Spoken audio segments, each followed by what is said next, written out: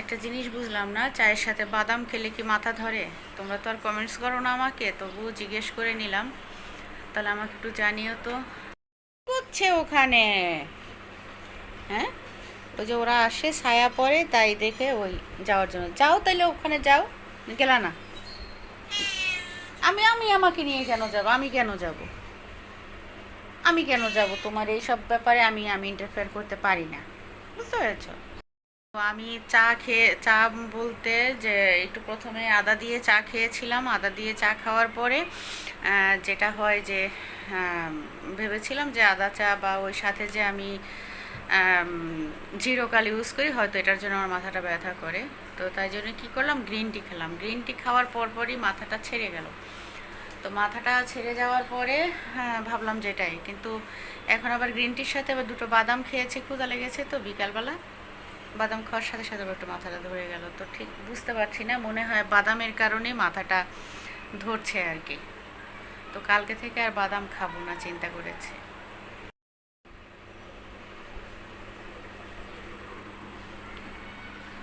তো টিভি দেখছি। মামনি, টিভি দেখছি আর রেস্ট নিচ্ছি। দেখি আজকে সন্ধ্যা একটু বের হব।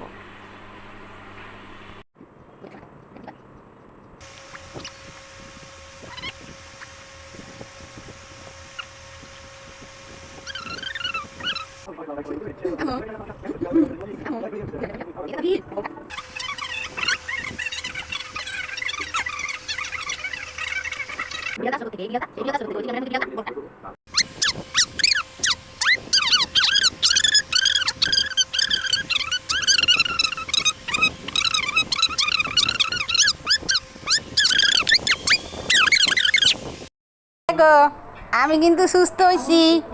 আমি যে পড়ে গেছিলাম 3 তলা থেকে বোকার মতো, সেটা কিন্তু এখন আমি সুস্থ হয়ে বয়েছি। তোমরা কিন্তু জানো। এই যে দেখো, আমি এখন পরিপাটি হচ্ছি। হ্যাঁ, এই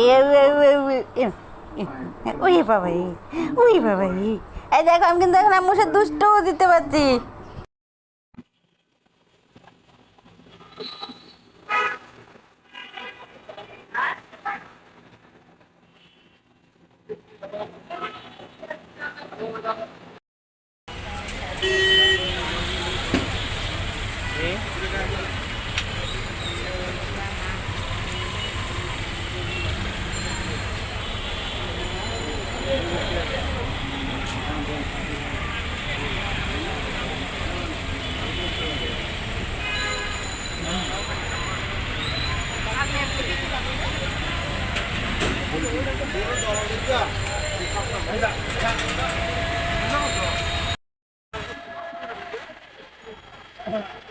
তো রাস্তার পাশে চা খেয়ে নিচ্ছি, মানে বাটার বল আর মশলাটা।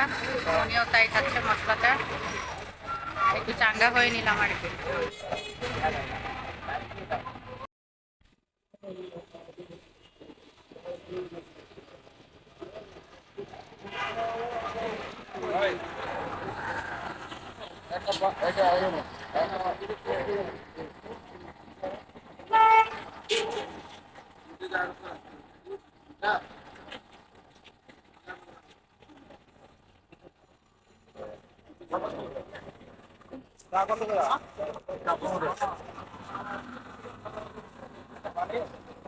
এমনি মনে করেন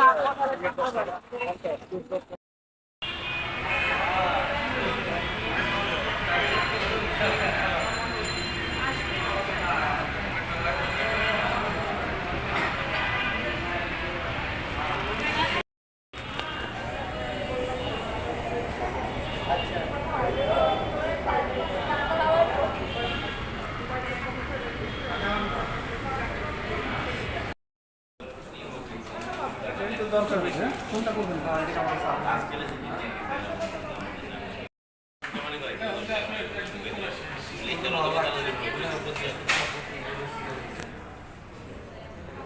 কেউ শুনে নেই, কেউ সরাসরি চলে আসবে।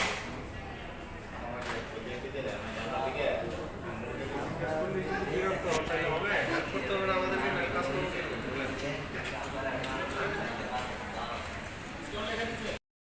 চুপ চাচা একটু কাঁচাটা পয়সা দিন সব তো পাকা মাকা দিয়ে দিল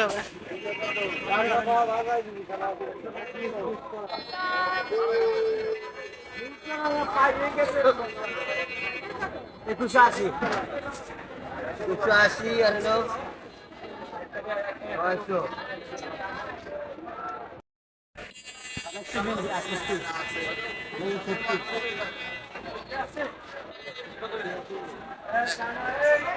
তো চলে আসলাম বাজারে